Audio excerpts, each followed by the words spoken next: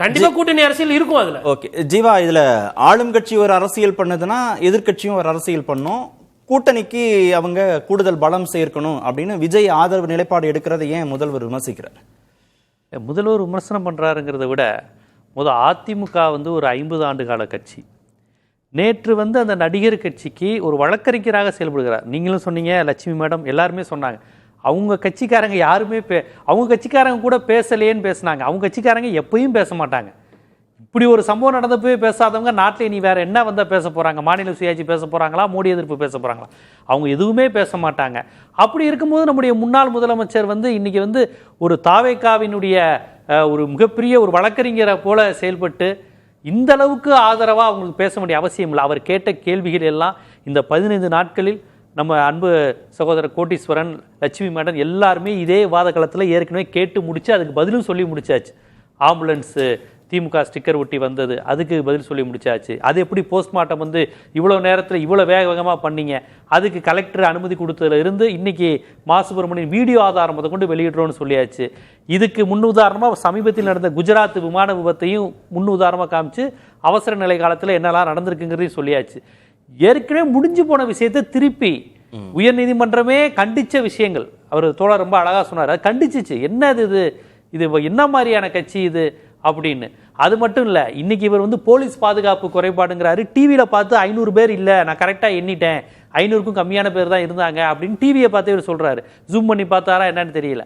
ஆனால் இதற்கு புசியானது தரப்புல கோர்ட்டில் என்ன சொன்னாங்கன்னா, போலீஸ் பாதுகாப்பு குறைபாடுன்னு ஒரு வார்த்தை தாவேக்கா சொல்லலை, விஜய் தரப்பிலிருந்து பேசின யாருமே சொல்லலை. இது நீதிமன்றத்தில் பதிவு செஞ்சது. அவங்க கட்சியினரே எங்க கட்சியை சேர்ந்த மாவட்ட செயலாளர் ஒழுங்கா இதை அரேஞ்ச் பண்ணல, சோ இது விபத்துன்னு சொன்னாங்க.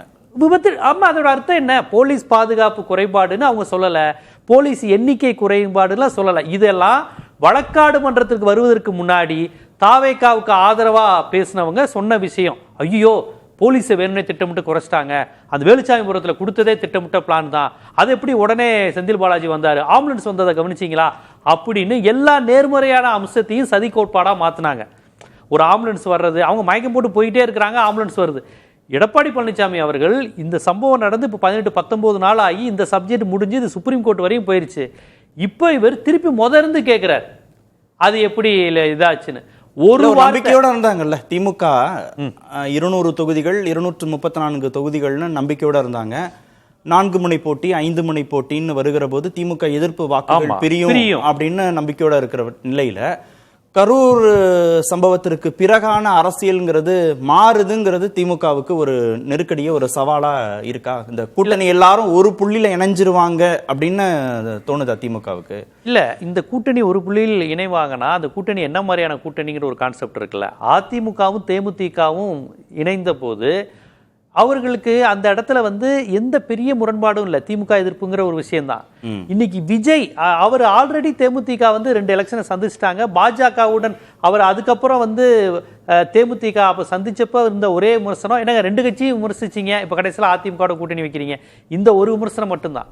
ஆனால் விஜய் சேரும்போது அவர் பேசியது நான் ஒரு ஆல்டர்னேட்டிவ், நான் தான் எம்ஜிஆர் ஆட்சியை அமைப்பேன், நான் மட்டும்தான் பெரியாரை பேச தகுதி இருக்கு, இது எல்லாத்தையும் பேசிட்டு இன்னைக்கு பாரதிய ஜனதாவின் குரலா அவர் ஒழிக்கிறாரு. பாரதிய ஜனதாவினர் அவரை கொண்டாடுறாங்க. ஹெச் ராஜா எந்த ஜோசப் விஜய் அப்படின்னு சொல்லி அவர் மதத்தையெல்லாம் ஞாபகப்படுத்தி பேசினாரோ அவர் இன்னைக்கு விஜய் பக்கம் தான் நியாயம் இருக்குங்கிறாரு. இல்ல எப்படி பிரிக்கிறாருன்னா திரு எடப்பாடி பழனிசாமி ஆளும் கட்சியான திமுக வெர்சஸ் எதிர்கட்சிகள்னு அவர் பிரிக்கிறார். திமுக ஆளுங்கட்சி கூட்டம் நடத்தணும், ஆளும் கட்சிக்கான ஒரு நிலைப்பாடுனா அவங்க அதை ஒரு விதமா அணுகுறாங்க. எதிர்கட்சிகள்னா ஒரு பாரபட்சம் இருக்குன்னு சொல்லும்போது திமுக எதிர்ப்புங்கிற புள்ளியில இந்த எதிர்கட்சிகள் அவங்களுக்குள்ள இருக்கக்கூடிய இந்த முரண்பாடுகள் எல்லாத்தையும் ஒரு புள்ளியில இணையலாம். இல்ல, எடப்பாடி அவர்கள் விஜயுடன் கூட்டணி வைக்கிறதுக்கு முன்னாடியே விஜய் ரசிகர்களுடன் கூட்டணி வச்சுட்டாருங்க. அவரு விஜய் ரசிகர்களுடன் கூட்டணி வச்சுட்டாரு.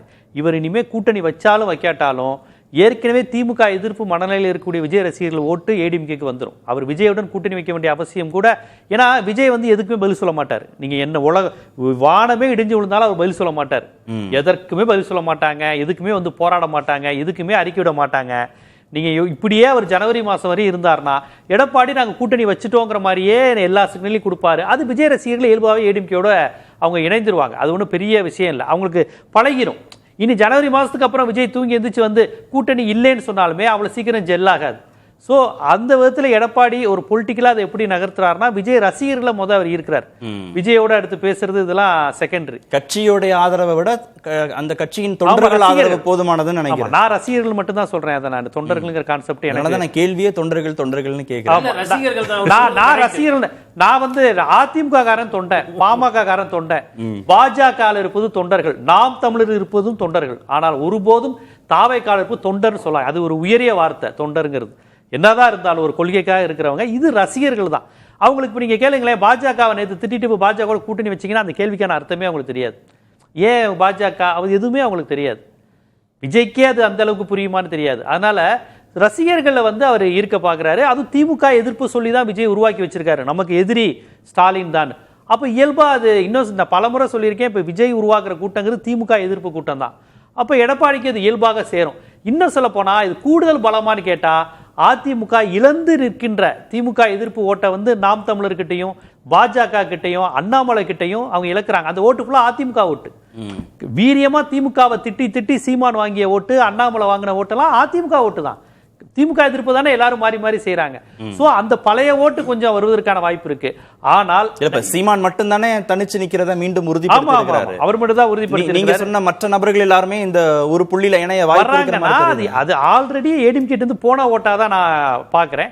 அப்புறம் இன்னொரு புறம் இவங்களுடைய பேஸ் ஓட்டு பிரிஞ்சது இல்லையா தென் தமிழகத்துல, அந்த ஓட்டு விஜய் சேர்றதுனால சேருமா அப்படிங்கிற கெமிஸ்ட்ரியை வந்து நம்ம பொறுத்து தான் பார்க்கணும். தென் தமிழகத்துல இழந்தாங்களே, தஞ்சாவூர்ல இருந்து திருநெல்வேலி வரை இவங்க இழந்த வாக்குகள் இருக்குல்ல, ஓபிஎஸ் டிடிவினால இழந்த வாக்குகள், அங்கு உள்ள அடிப்படையில் திண்டுக்கல் மாயத்தேவர்ல இருந்தது நம்ம கட்சி நம்பிக்கிட்டு இருந்த முக்குளத்தோர் வாக்குகளை இழந்தது, தமிழ்நாடு முழுவதும் பரவலாக பெற்றிருந்த ஆதி திராவிடர் வாக்குகளை அவங்க இழந்தது. இந்த வாக்குகள்லாம் மீண்டும் அவங்களுக்கு போயிருமா அப்படிங்கிறத பார்க்கணும். ஏன்னா அவர்கள் வந்து கொஞ்சம் ஆன்டி பிஜேபி கான்சியஸ்லயும் ஆன்டி எடப்பாடி மனநிலையிலும் தான் இருக்கிறாங்க. அது விஜயோட கூட்டணி வந்தா அந்த மக்கள் எல்லாம் திருப்பி வந்துருவாங்களாங்கிறது பகுப்பாய்வுக்குரியது.